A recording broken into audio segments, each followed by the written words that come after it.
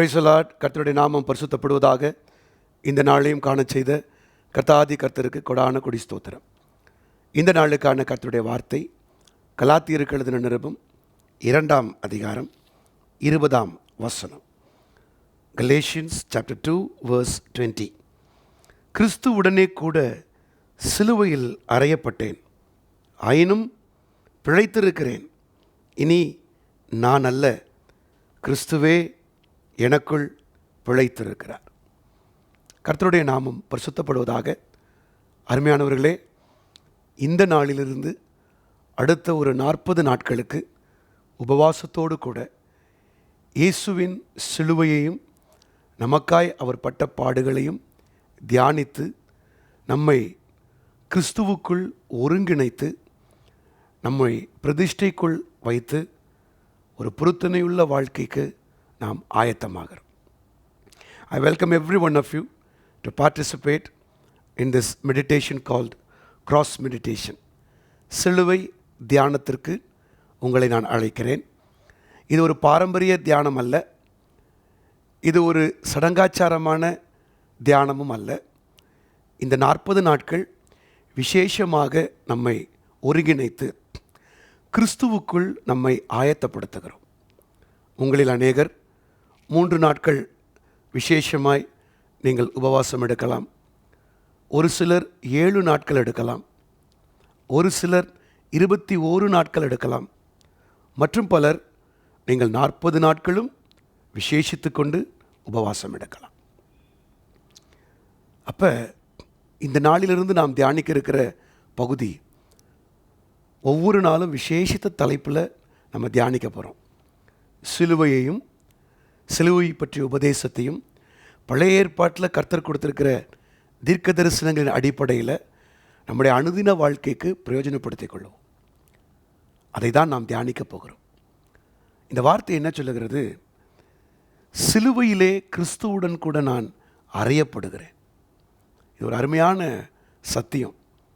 இன்றைக்கு அநேகர் புறந்தள்ளுகிற சத்தியம், சிலுவையையும் கிறிஸ்துவையும் புறந்தள்ளுகிறார்கள். ஆனால் அதன் மேன்மையை அறிந்து கொண்ட நாம் சிலுவையை நோக்கி வர்றோம், கிறிஸ்துவின் சிலுவையை நோக்கி வர்றோம். இந்த சிலுவையில் என்ன நடக்குது? we are crucified on the cross. இயேசு அங்கே அறையப்பட்டார்ல, அவரோடு நாமும் அறையப்படுறோம். அர்த்தம் என்ன? நமக்குள்ளே தோன்றுகிற நம் யோசனைகள், நம் திட்டங்கள், நம் சுயம், நம் கிரியைகள், மாமிசம், இவைகள் எல்லாம் ஆணியிலே கிறிஸ்துவோடு கூட அறையப்பட்டு இவைகள் எல்லாம் சாகிறது. they all become dead. இவங்க செத்து போனால் அப்போ நானும் செத்து போயிடுவேனே பாஸ்டர்? இல்லை. இந்த மாமிசம், இந்த சுயம், இந்த நான், அகம்பாவம், ஈகோ, இது எல்லாம் சிலுவையில் கிறிஸ்துவோடு அவர் எப்படி அறையப்பட்டாரோ அப்படி அறையப்படும் போது முழுசும் செத்து போகணுன்னா, இப்போ பாருங்கள், இது ஒரு இயற்கையின் விதி. ஒன்று சாகும்போது ஒன்று பிழைக்கும், ஒன்று பிழைக்கும் போது இன்னொன்று சாகும். பாருங்கள், இந்த உலக வாழ்க்கையில் நாம் மரணம் அடையும் போது நித்திய ஜீவன் நமக்குள்ளே பிழைக்கும். அதே போல் கிறிஸ்துவோடு அறையப்படும் போது இந்த சுயம் சாகிறது. அப்போ யார் பிழைக்கிறார்? who is going to live?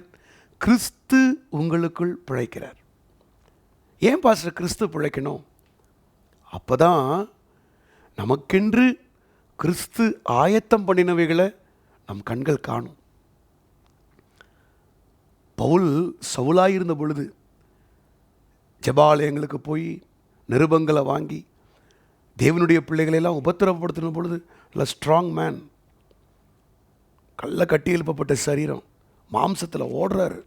கோபம், வைராக்கியம், தர்க்கம், பொறாமை, பெருமை எல்லாம் சேர்ந்து பவுலை இயக்குது. இது எல்லாம் இயக்கும்போது பவுலினுடைய கண்கள் குருடாக்கப்பட்டிருக்கு. எந்த பாதையில் போகிறோன்னே அவருக்கு தெரியல. ஆனால் டெய்லி போயிட்டுருக்கிறார். குதிரை மேலே போகிறாரு, டெய்லி சாப்பிட்றாரு, டெய்லி வாழ்கிறாரு. ஆனால் எதை நோக்கி போகிறாரு அவருக்கே தெரில. ஆனால் ஒரு மத்தியான வேளையிலே குதிரையிலிருந்து கீழே விழத்தள்ளப்பட்ட போது கண்கள் குருடாக்கப்பட்டவனாய், அர்த்தம் என்ன? சுயம் சாகிறதற்கு ஒப்பு கொடுக்கப்பட்ட போது, சிலுவையில் கிறிஸ்துவோடு அறையப்பட்ட பொழுது, அந்த 3 நாட்கள் புசியாமல் குடியாமல், ஆண்டவரே நான் என்ன செய்ய சித்தமாக இருக்கிறீர், அந்த நான் ஒளிந்து கிறிஸ்து பிழைக்கும் போது அடுத்து அடுத்து அடுத்து பவுலின் வாழ்க்கையில் என்னெல்லாம் செய்யணுமோ கரெக்டாக கர்த்தர் காட்டுறார்.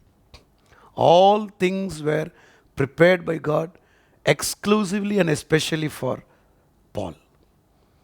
கரெக்டாக தெரியுது என்ன செய்ய போகிறார், கர்த்தர் எப்படி நடத்த போகிறார். ஒரு பியூட்டிஃபுல் லைஃப், திருப்தியான வாழ்க்கை. ஏன்னா இப்போ சுயம் செத்துட்டு சிலுவையில் அறையப்பட்டுட்டார், கிறிஸ்து பிழைக்கிறாரு, கண்ணு திறக்குது, என்ன செய்ய போகிறோன்னு போகிறார். இந்த காலை வேளையில் அடுத்த 40 நாட்களுக்கு நாம் தியானம் செய்ய போகிறோம். எப்படி எல்லாம் கர்த்தர் நமக்கென்று ஆயத்தம் பண்ணினவைகளை அவர் காண்பிக்க போகிறார். நீங்கள் பார்க்க போகிறீங்க பிரதர் சிஸ்டர், கண்டிப்பாக பார்ப்பீங்க. உங்களுடைய சுயம் அழிக்கப்படும் போது, கிறிஸ்து பிழைக்கும் போது நம்ம பார்வையே வித்தியாசமாயிடும். நம்ம பார்க்குறதே நமக்கு வித்தியாசமாக பார்ப்போம். எதெல்லாம் நம்ம கண்ணுக்கு இது வரைக்கும் மறைஞ்சிருக்கோ எல்லாத்தையும் கர்த்தர் காண்பிக்க ஆரம்பிப்பார். அப்படி காண்பிக்க ஆரம்பிக்கும் போது பவுலுடைய ஸ்டேட்மெண்ட் என்ன தெரியுமா? கடைசியாக நல்ல போராட்டம். வாழ்க்கையில் எல்லாருக்கும் போராட்டம் உண்டு. We all struggle. ஒவ்வொரு நாளும் போராடுறோமே, ஒவ்வொரு நாளும் கஷ்டப்பட்டு உழைக்கிறோமே. ஆனால் அந்த போராட்டம் நல்லதா கெட்டதா? ஏன்னா அநேகர் கெட்ட போராட்டம்லாம் போராடுறாங்க. எப்போதும் சண்டை போட்டு, எப்போதும் திட்டிட்டு, எப்போதும் கோவப்பட்டுக்கிட்டு, எப்போதும் அலைஞ்சிக்கிட்டு, எப்போதும் அடுத்தவங்கள சொல்லிட்டு, இப்படியே ஒரு கூட்டம் தெரியுது பாருங்கள். ஆனால் நம்ம அதில் இருக்க மாட்டோம். நல்ல போராட்டம். Will fight a good fight. ஏன்? சிலுவையில் அறையப்பட்டுட்டோம். சிலுவை இப்போ கற்றுக் கொடுக்குது. இதெல்லாம் ஆயத்தம் பண்ணியிருக்கிற ஆண்டவர். அதில் நீங்கள் நடங்க. நல்ல போராட்டத்தை போராடினேன், ஓட்டத்தை முடித்தேன், ஒரு சக்ஸஸ்ஃபுல் எண்ட், வெற்றியுள்ள ஒரு வாழ்க்கை வாழ்ந்து இந்த உலகத்தின் ஓட்டத்தை நம்ம முடிப்போம். இது முதல் எனக்கு நீதியின் கிரீடம் வைக்கப்பட்டிருக்கிறது. இட்டர்னல் லைஃப், நித்திய ஜீவனுக்குள்ள வாழ்க்கையும் கர்த்தர் எனக்கு தருகிறார். ஆரம்பிப்போமா? சிலுவை நடியில் வருவோமா? தியானிப்போமா? தேவன் ஆயத்தம் பண்ணினவைகளை நீங்கள் காண்பீர்கள். ஜெபிப்போம். பிதாவே, இந்த காலை வேளையிலே இது கொடுத்த வார்த்தையின்படி சுயம் அழிக்கப்படட்டும். கிறிஸ்துவோடு கூட நாங்கள் சிலுவையிலே அறையப்படுவதற்கு ஒப்பு கொடுக்கிறோம். இந்த நாளிலிருந்து எங்களை விசேஷமாய் இதற்கென்று பிரித்தெடுத்து தேவ சபையில் எங்களை வைத்துக்கொண்டு, ஆண்டவரே, இந்த வார்த்தைகளை கேட்டு எங்கள் சுயம் அழிக்கப்பட்டு கிறிஸ்து பிழைப்பீராக. நம்முடைய பிள்ளைகளுக்குள் கிறிஸ்து பிழைப்பீராக. கிறிஸ்து பிழைக்கும்போது ஆயத்தம் பண்ணினவைகளை என்னுடைய கண்கள் கண்டு அதிலே நடந்து தேவனுக்குரியவைகளை மகிமைப்படுத்த கர்த்தர் உதவி செய்யும். இந்த நாளிலிருந்து தங்களை ஒப்புக் கொடுக்க முடிய பிள்ளைகளுக்கு உதவி செய்யும். ஆசீர்வதியும். சிலுவை தியான கூட்டங்களை கர்த்தர் ஆசீர்வதிப்பீராக. துதி கனம் மகிமையெல்லாம் உமக்கு செலுத்துகிறோம். இயேசுவின் நாமத்தில் கேட்டுக்கொள்கிறோம் பிதாவே. ஆமென், ஆமென், ஆமென். God bless you. கர்த்தர் உங்களை ஆசீர்வதிப்பாராக. இன்றிலிருந்து சபையிலே மாலை 6:30 மணியிலிருந்து 8:30 மணி வரைக்கும் இந்த கூட்டங்கள், ஞாயிற்றுக்கிழமை மாலையிலிருந்து வெள்ளிக்கிழமை மாலை வரைக்கும் ஒவ்வொரு நாளும் நடக்கும். சனிக்கிழமை மாத்திரம் இருக்காது. ஆகவே நீங்கள் எல்லோரும் பங்கு பெறுங்க. உங்கள் எல்லோரையும் நான் எதிர்பார்க்குறேன். மாலை நேரத்தில் வேலைக்கு போகிறவங்க ஒரு 7-7:15 கூட வாங்க, தப்பு கிடையாது. ஆனால் வந்து சிலுவை நடியில் உட்கார்ந்து உங்களை ஆயத்தப்படுத்துங்கள். நிச்சயமாகவே அந்த நாட்கள் நிறைவேறும் பொழுது நீங்களும் உங்கள் குடும்பமும் ஒரு மகிமையானதை பார்ப்பீர்கள். God bless you. I welcome you all. உங்களை வரவேற்கிறேன். கர்த்தர் நம்மை ஆசீர்வதிப்பாராக. ஆமென். Praise the Lord.